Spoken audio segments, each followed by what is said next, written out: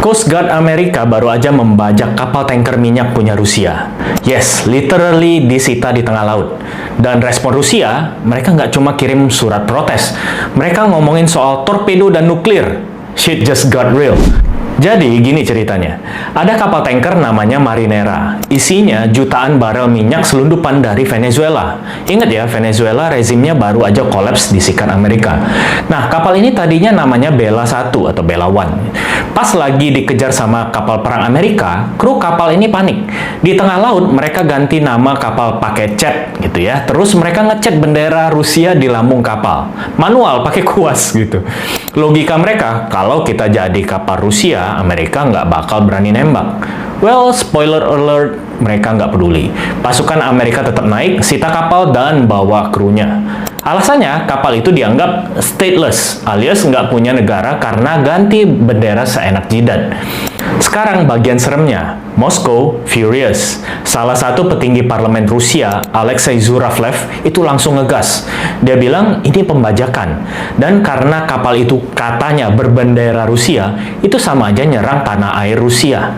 Kutipan langsungnya nih, kita harus serang pakai torpedo dan tenggelamkan beberapa kapal Coast Guard Amerika. Dia bahkan bawa-bawa doktrin nuklir. Bayangin ya, kapal Coast Guard versus kapal selam nuklir.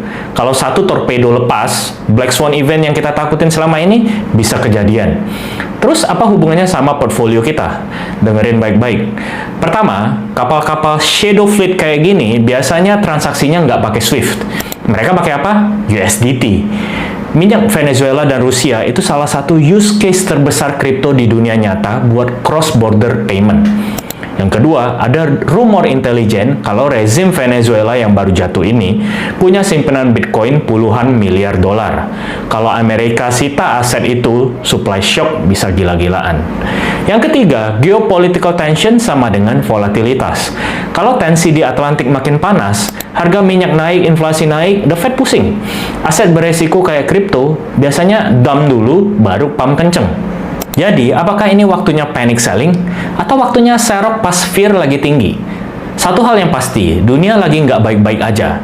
Keep your eyes on the news and keep your keys safe. Komen di bawah ya, menurut lo Rusia bakal nekat nembak nggak? Jangan lupa like dan share ke temen lo yang lagi FOMO. See you on the next scandal. Ciao. Coast Guard Amerika baru aja membajak kapal tanker minyak punya Rusia. Yes, literally disita di tengah laut. Dan respon Rusia, mereka nggak cuma kirim surat protes. Mereka ngomongin soal torpedo dan nuklir. Shit just got real. Jadi, gini ceritanya. Ada kapal tanker namanya Marinera. Isinya jutaan barel minyak selundupan dari Venezuela. Ingat ya, Venezuela rezimnya baru aja kolaps disikat Amerika. Nah, kapal ini tadinya namanya Bella 1 atau Bella One. Pas lagi dikejar sama kapal perang Amerika, kru kapal ini panik. Di tengah laut, mereka ganti nama kapal pakai cat gitu ya. Terus mereka ngecat bendera Rusia di lambung kapal. Manual, pakai kuas gitu. Logika mereka, kalau kita jadi kapal Rusia, Amerika nggak bakal berani nembak. Well, spoiler alert, mereka nggak peduli. Pasukan Amerika tetap naik, sita kapal dan bawa krunya. Alasannya, kapal itu dianggap stateless, alias nggak punya negara karena ganti bendera seenak jidat. Sekarang bagian seremnya, Moskow furious. Salah satu petinggi parlemen Rusia, Alexei Zuravlev, itu langsung ngegas. Dia bilang ini pembajakan. Dan karena kapal itu katanya berbendera Rusia, itu sama aja nyerang tanah air Rusia.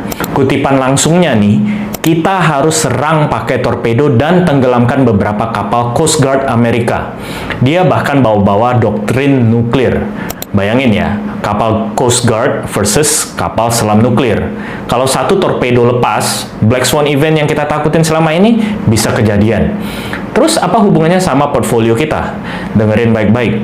Pertama, kapal-kapal Shadow Fleet kayak gini biasanya transaksinya nggak pakai SWIFT. Mereka pakai apa? USDT. Minyak Venezuela dan Rusia itu salah satu use case terbesar kripto di dunia nyata buat cross-border payment.